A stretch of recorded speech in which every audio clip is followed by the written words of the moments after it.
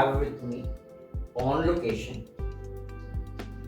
none other than Sister Dorothy PBVM, who is in Patna, Bihar, and she's come all the way from Goa.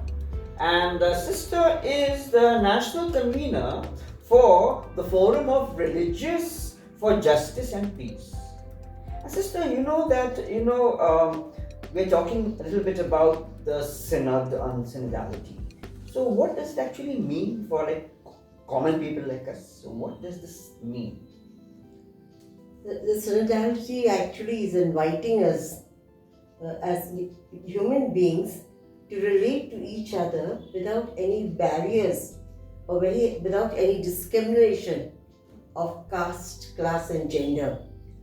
Unfortunately, our church has become hierarchical and pyramidal, and so everything is invested in the hands of the top.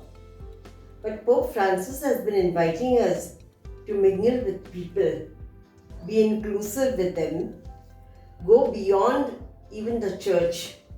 So actually synodality means taking everybody along with us. Yes, and Pope Francis has been really strong for many, many years. As a matter of fact, he's been talking about, clericalism. He's been talking about, and he says that, one thing, he talks a lot about women's voices and women's role in the church. So, according to our condition, right, speaking from Patna, speaking from Bihar, and looking at this church that we have, our own circumstances, what would you say are the prime concerns of women, both religious and also lay? Incidentally, today is International Women's Day. And on this occasion, I want to greet and celebrate womanhood and sisterhood. I think we as religious women are being invited to move out of the confines of our walls and convents and to go with women outside who are struggling. And I think this is the message I would like to give today. There are women I know with whom I have been working for 3-4 decades who have been very inspirational to me because they really struggle day in and day out. And yet there is always a smile on their face. And that is something that has always struck me very deeply. No matter what they are struggling with, they'll always greet you. Whether it's the woman in the village, whether it's the woman in the slum, whether the woman who's selling vegetables or with a tokery, but there is always that smile. And sometimes I ask myself, when is it that we will move out of these confines and barriers that are keeping us enslaved? I say enslaved because I think, for me, I believe that if there is any group of women that are disempowered, it is religious women. So my invitation to the religious women in Bihar is please move out. There are some of us who are out with the people, but I think we need to be moved there.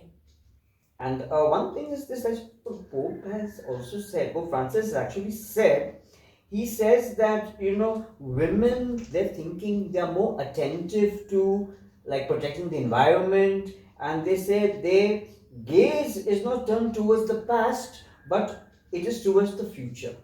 So looking at this, okay, when you turn your gaze towards the future, what do you conceive? What do you think about? What should we do? Women are nurturers, okay? They nurture life. And today for us in India, we call Dharti Ma, Mother Earth. So I think that is very instinct in women, to be nurturing, to be caring, to be looking forward. It's no matter what the history of a woman has been, she has something to dream for her children, for her family. And I think that's what we need to do as women.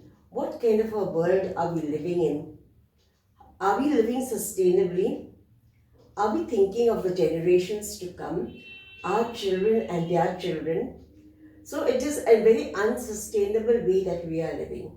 There's so much of greed, accumulation of wealth and power. And when you talked about the word power, I think power is within each human person. And those powers are sometimes they're dormant. So what we need to do is to awaken that, to grow in this conscious awakening of the power that I possess and to recognize the power in the other, in the other woman with whom I relate. Unfortunately, this does not happen. And I believe that this third centenary is for women. We have the patriarchal mindset, which to a great extent has destroyed human life and the universe. Because even now at the COP24 in Dubai, they don't want to put away the fossil fuel. So when we're talking about care for the earth, what are we talking about? How many of us really walk when we can walk? Do we take the vehicle because we have the vehicle? So it is a matter of how the choices we make in life, choices for our children and for generations to come, so that everybody will live in a very sustainable way and there will be enough for everybody. As Gandhiji said, there is enough for everyone's need but not for greed. So I think the time has come for us, and especially women, because we are resourceful. I think we need to make this distinction between a need and a want. A need is, I need water to drink because I need to survive. But I don't need to take a thumbs up or a Coca-Cola. So it is as simple as that. So I think women can pave the way, and they are paving the way because they are very close to nature. They till the land, they look after the children. It is nurturing, caring, resourcefulness. It is innate within women.